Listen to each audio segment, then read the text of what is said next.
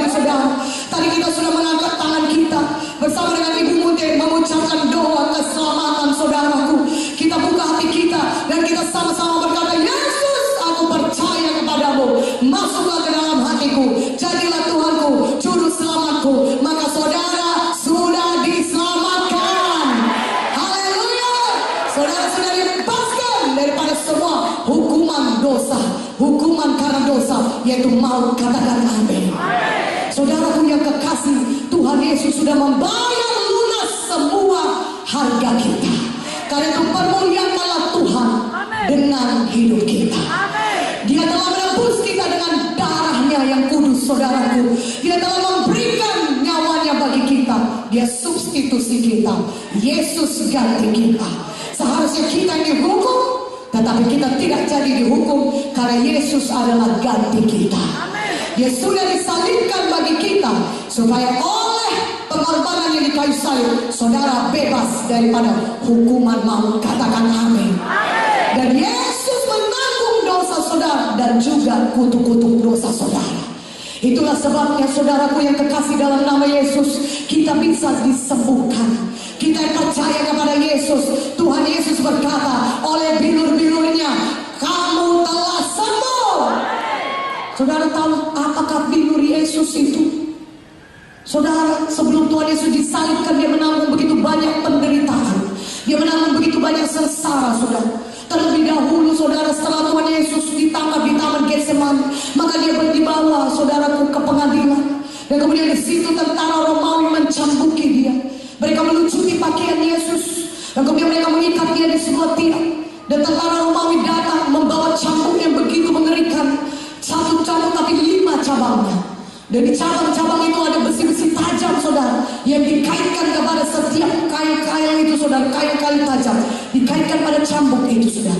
Dan cambukan itulah yang diayunkan ke punggung Tuhan Yesus.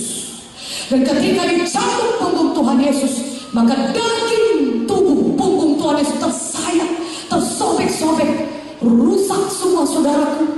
Dan bahkan itu memperlihatkan organ-organ tubuh bagian dalam Tuhan Yesus. Tubuh Yesus dihancurkan. Luka-luka yang begitu hebat ada di punggung Yesus. Dan luka-luka itulah yang dinamakan oleh bilur-bilur Yesus. Dan firman Tuhan berkata dalam 1 Petrus 2:24, dalam Yesaya 53, oleh bilur-bilur Yesus saudara sudah sembuh. Katakan amin. Jadi di kayu salib penyakit saudara juga ditanggung Tuhan Yesus. Sehingga saudara yang percaya kepada Yesus, saudara tidak perlu menanggung penyakit saudara lagi. Tapi saudara yang sakit sekarang ini bisa sembuh. Lebih kuat aminnya. Katakan amin. Saudara yang sakit, percayakan saudara sembuh. Percayakan saudara sudah sembuh oleh bilur Yesus. Yang percaya angkat tangannya, katakan amin. Berikan kemuliaan bagi nama Yesus. Karena Yesus sudah selesai menanggung penyakit saudara. Firman-Nya berkata oleh bilurnya kita sudah sembuh. Dan firman-Nya juga berkata dia sudah menanggung semua dosa dan kutuk-kutuk dosa kita lainnya. Itu termasuk kegagalan, kemiskinan sudah ditanggung Tuhan Yesus. Sehingga kita yang percaya kepada Yesus, kita tidak perlu hidup lagi di bawah kutuk dosa kemiskinan, tapi kita bisa hidup diberkati Tuhan, limpah dengan berkat Abraham. Itu berkat Abraham adalah berkat materi yang berlimpah-limpah. Katakan amin. Lebih kuat amin ya. 2 Petrus 1:3, saudara, buka Alkitab saudara. Dan pada hari ini saudara pulanglah dengan semua berkat Tuhan dalam hidup saudara. Amin. Saudara pulang dengan jamaah Tuhan. Katakan amin. Saudara pulang dengan semua yang sudah disediakan Tuhan bagi saudara. Katakan amin. 2 Petrus 1:3, karena kuasa ilahinya telah menganugerahkan kepada kita segala sesuatu yang berguna untuk hidup yang saleh oleh pengenalan kita akan Dia. Dia telah memanggil kita oleh kuasa yang mulia dan ajaib. Katakan amin.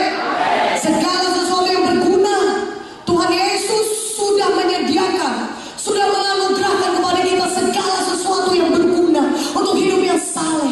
Apapun yang saudara butuhkan selama saudara hidup di dunia ini, supaya saudara bisa hidup mempermuliakan Tuhan, sudah Tuhan sediakan bagi saudara.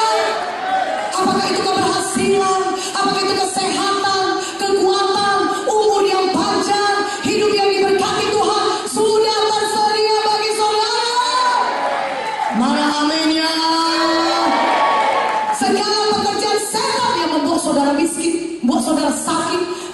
sudah depresi, sudah dihancurkan Tuhan.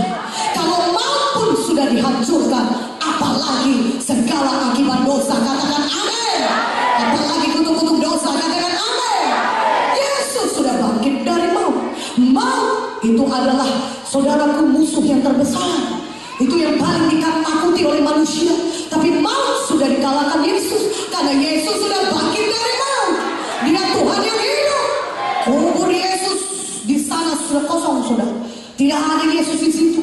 Yesus sudah ada di sorga, duduk di sebelah kanan Allah Bapa. Katakan amin. Dia sudah mengalahkan maut. Kemenangan Yesus adalah kemenangan saudara juga. Mana momennya? Katakan amin. Yesus melakukannya untuk saudara. Haleluya. Dia sangat mengasihi saudara.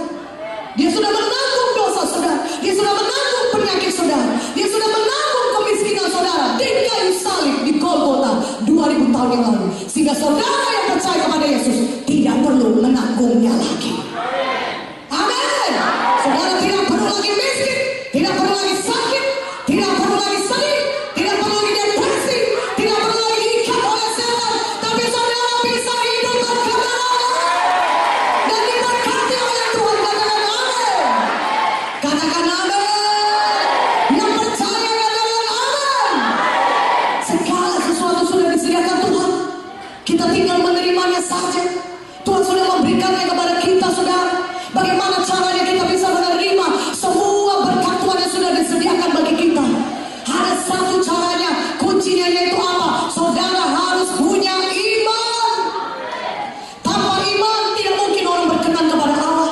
Ibrani 11 ayat 6. Kita harus punya iman. Kita harus percaya kepada apa yang dikatakan oleh firman Tuhan. Katakan amin. Itulah dia iman, percaya kepada apa yang dikatakan oleh firman Tuhan. Haleluya.